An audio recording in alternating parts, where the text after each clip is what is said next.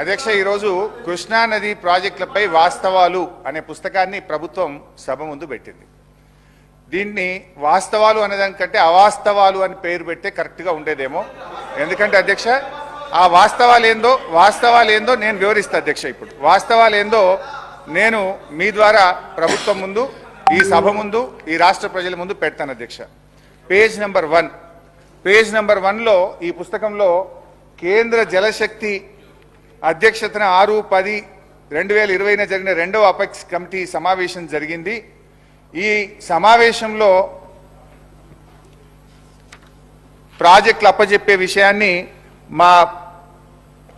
ఆనాటి మా ప్రభుత్వం ఒప్పుకున్నది అని చెప్పి ఇందులో చెప్పారు అధ్యక్ష. I will read out the second apex committee minutes of the meeting అధ్యక్ష. మేము రెండవ అపెక్స్ కమిటీ మీటింగ్లో కేసీఆర్ గారు హాజరై ఈ ప్రాజెక్టులు అప్పజెప్పడానికి ఒప్పుకున్నారని చెప్పి ఈ పుస్తకంలో వాస్తవాల కింద రాశారు. బట్ కేసీఆర్ గారు ఏమన్నారు, ఇది మినిట్స్ ఆఫ్ ద మీటింగ్, ఇది నాది కాదు, ఢిల్లీ నుంచి కేంద్ర ప్రభుత్వం గవర్నమెంట్ ఆఫ్ ఇండియా ఇచ్చిన మినిట్స్ అధ్యక్ష.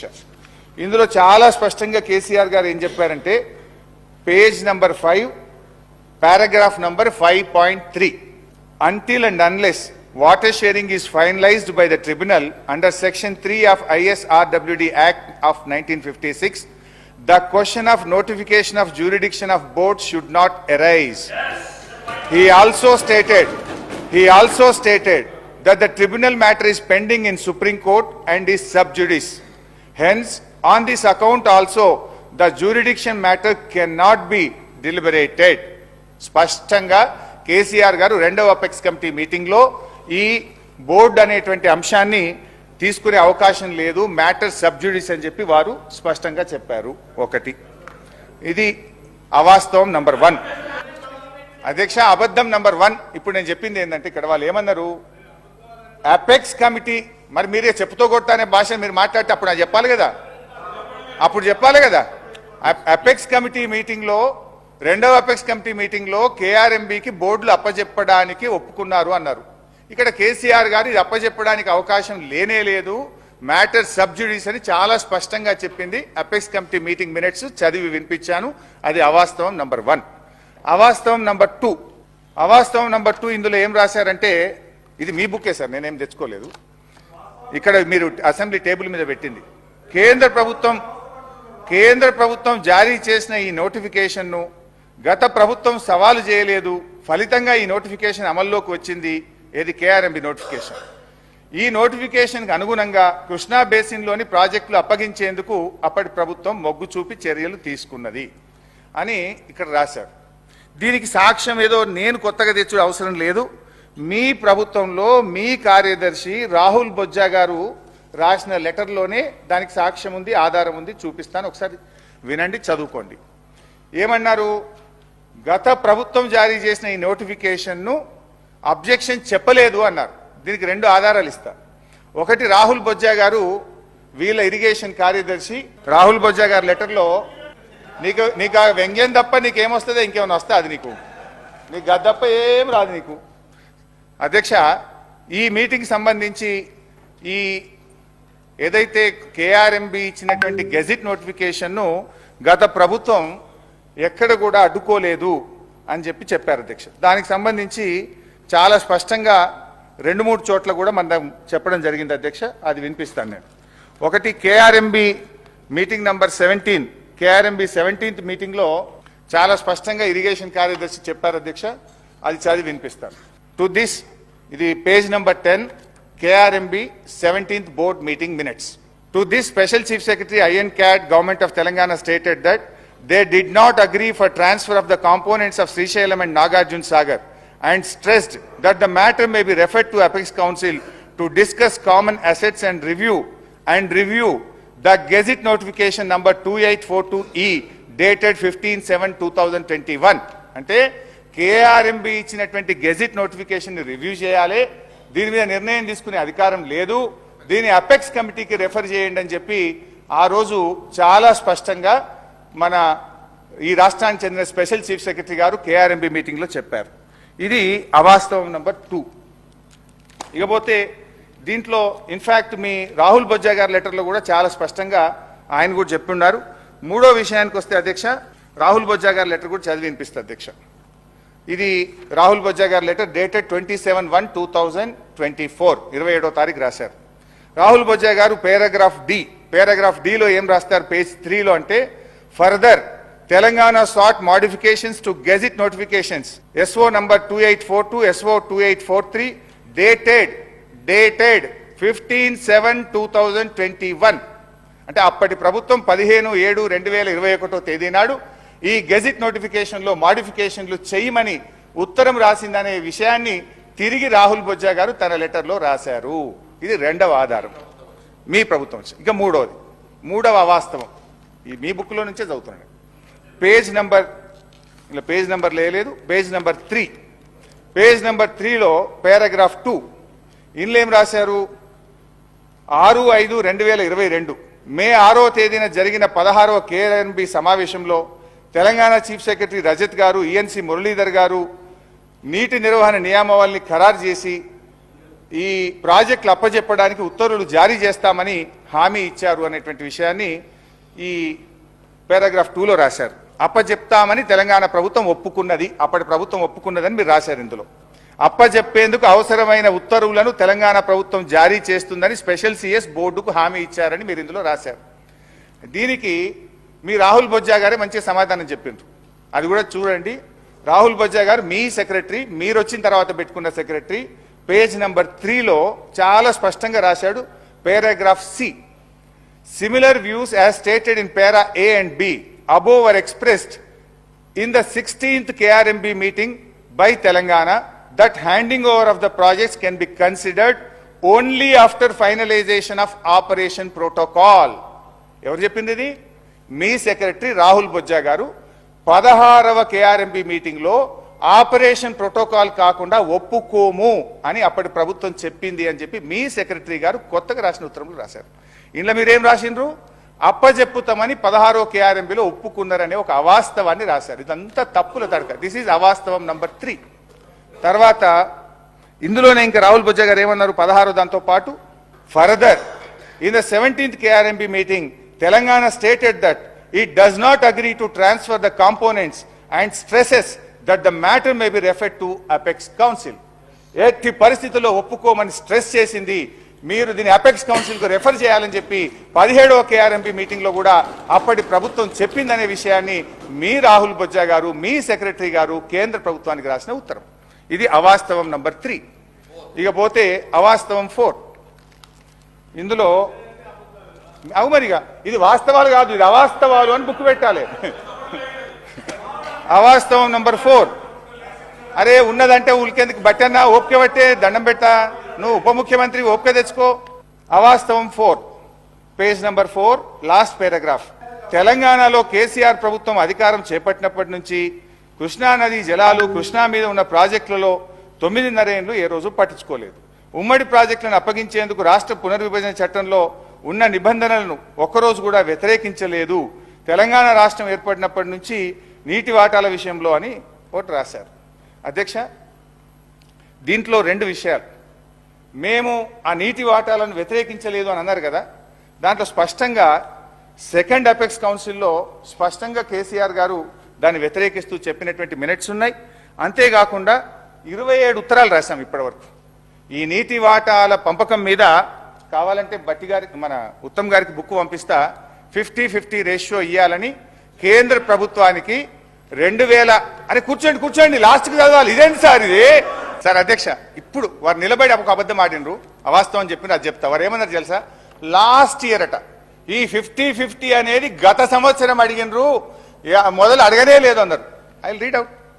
ఎన్ని అవాస్తవాలు మీరు మాట్లాడతారు అంటే మీరు ఏమన్నా మా మీద బురద చల్దామని డిసైడ్ అయ్యి వచ్చింది. కానీ అట్లా చల్లించుకోవడానికి మేము మీలాగా ప్రిపేర్ అయ్యి లేము, అని బయటకు పోవడానికి రెడీగా లేము. ప్రతిదీ ఆన్సర్ చేస్తాం.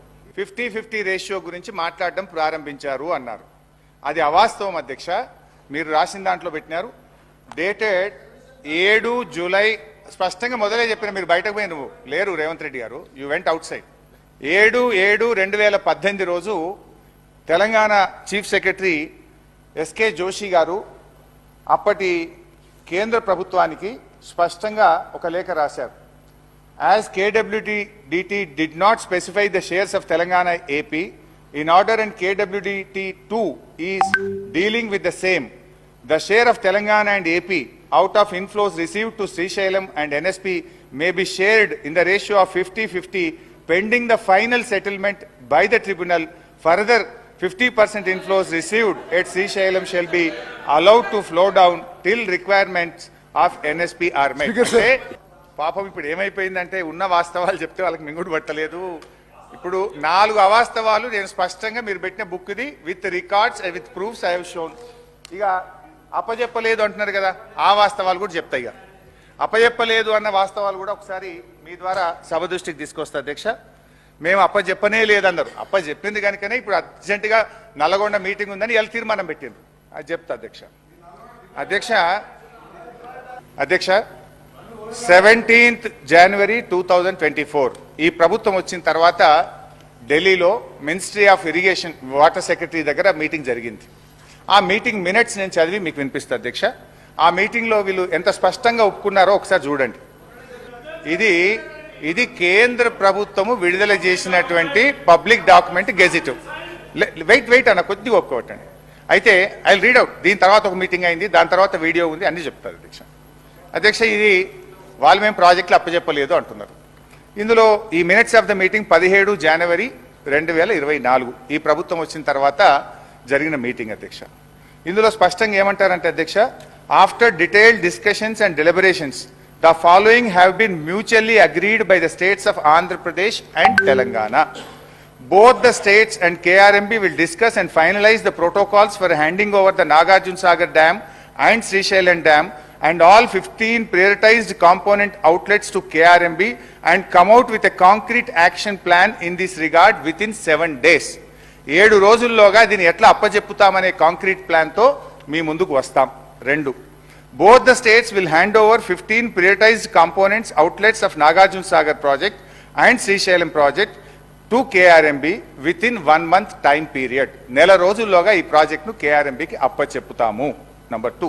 Number 3, CRPF will keep a strict vigil on the dam site and will allow the engineers, officials from Government of AP or Government of Telangana to enter the premises of Sagar Dam only after the permission of KRMB. Telangana ఇంజనీర్లు ఎవరన్నా dam మీదికి పోవాలంటే KRMB అనుమతిస్తే తప్ప మీదికి పోనీయము. ఇది minutes of the meeting. Number 4, both the states will immediately release the funds to KRMB for the financial year and the dues. అంటే రాష్ట్రాలు కేఆర్ఎంబి నడవడానికి డబ్బులు కూడా వెంటనే విడుదల చేస్తాం. ఇది minutes of the meeting number 1. దీని తర్వాత ఏమైంది అధ్యక్ష, వీరు ఉత్తమ్ కుమార్ రెడ్డి గారు మాట్లాడుతూ ఈ మినిట్స్ ఆఫ్ ద మీటింగ్ మేము సంతకం పెట్టలేదు, ఇది మాకు సంబంధం లేదు అన్నారు. ఇది తెల్లారి, ఇది ఏ రోజు అయింది అధ్యక్ష, ఇది 17వ తారీఖు మీటింగ్ అయింది, జనవరి 17. 18వ తారీఖు పొద్దున్నే నేను పేపర్లు తీసిన, న్యూస్ పేపర్ చూస్తే పొద్దున్నే వెలుగు దినపత్రిక, తెలంగాణకు అన్యాయం ఆంధ్రప్రదేశ్కు లాభం. అదేవిధంగా ఆంధ్రజ్యోతి, అయ్యో మరి కరెంటు ఉత్పత్తి ఎట్లా అని ఆంధ్రజ్యోతిలో హెడ్డింగ్. సాక్షి, ఇట్లా జగన్ హర్షం అని సాక్షి, ఇట్లా ఒక్కొక్క పేపర్లో బ్యానర్ ఐటమ్ వచ్చింది 18వ తారీఖు. మరి బాధ్యతాయుతమైన ప్రభుత్వం 18వ తారీఖు నాడు ప్రాజెక్టులు అప్పచెప్పినట్టు అన్ని పత్రికల్లో వార్తలు వస్తే వీళ్ళు ఖండించాలనా వద్దా? నోరు మెదపలే. నేను అనుకున్న వీళ్ళు ఖండిస్తారేమోనని నేను ఎందుకు తొందరపడాలి, ప్రెస్ మీట్ పెట్టాలని 18వ తారీఖు నేను పెట్టకుండా వెయిట్ చేసి 19వ తారీఖు నాడు నేను ప్రెస్ మీట్ పెట్టి, అరే ఏం చేస్తున్నారు, నిద్రపోతున్నారా? ఒకవైపు ప్రాజెక్టులు అప్పచెప్పినట్టు అన్ని పత్రికల్లో పతాక శీర్షికన వార్తలు వచ్చినాయి. మినిట్స్ ఆఫ్ ద మీటింగ్ కూడా కరెక్ట్గా అదే రోజు వచ్చింది, 19 నాడు. ఇట్లా మినిట్స్ ఆఫ్ ద మీటింగ్ వచ్చింది, మీరు ఏం చేస్తున్నారు అని చెప్పి నేను ప్రెస్ మీట్ పెట్టి ప్రభుత్వాన్ని గట్టిగా నిద్ర లేపే ప్రయత్నం చేస్తే అధ్యక్ష, వీళ్ళు ఎప్పుడు రాసిండ్రు లెటరు? ఇప్పుడు ఉత్తమ్ కుమార్ రెడ్డి గారు అన్నారు మేము లెటర్ రాసినమా తప్పు అన్నారు. ఎన్నడు రాసిండ్రు? మేము లొల్లి పెట్టి నల్గొండ మీటింగ్ అనౌన్స్ చేసి కేసీఆర్ గారు మీటింగ్ పెట్టినాక 27 జనవరి 2024 నాడు లెటర్ రాసిన, అంటే 10 రోజులకు మీటింగ్ అయినాక 10 రోజుల దాకా మరి మీరు నిద్రపోతున్నారా? ఒకవేళ అది తప్పు అయితే తెల్లారే ప్రెస్ మీట్ పెట్టి ఖండించాల్సి ఉండే, తెల్లారే కేంద్ర ప్రభుత్వానికి లేఖ రాయాల్సి ఉండే. మినిట్స్ ఆఫ్ ద మీటింగు మీకు 19వ తారీఖు నాడు బయటకు వచ్చినాయి. వెంటనే మీరు ఆ మినిట్స్ బయటకు రాగానే స్పందించి 20 నాడో 21 నాడో రాయొచ్చు కదా.